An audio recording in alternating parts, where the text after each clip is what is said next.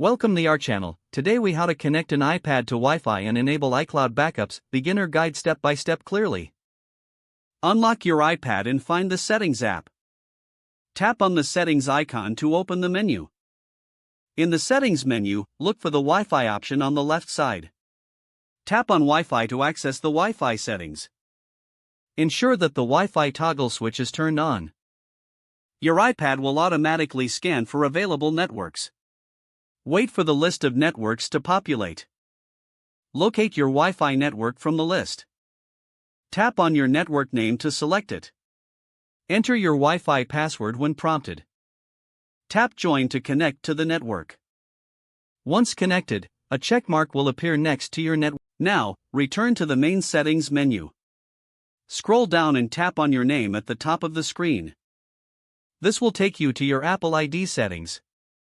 Tap on iCloud to open the iCloud settings. In the iCloud settings, look for iCloud Backup. Tap on iCloud Backup to access backup options.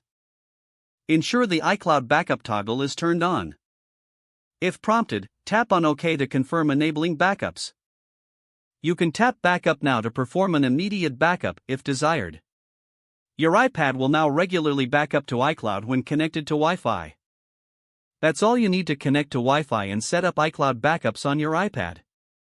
If the page does not load, refresh the browser or try again in a private or incognito window.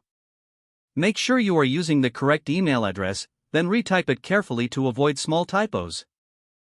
If your password is not accepted, use the reset option and create a new strong password you can remember. Check your spam folder for verification or security emails, then complete any requested confirmation steps. Enable two-factor authentication if available to improve account security and reduce unauthorized access risk. After signing in, review your profile details so your contact information and settings are accurate and current. Don't forget to like this video and subscribe to our channel for more step-by-step tech guides.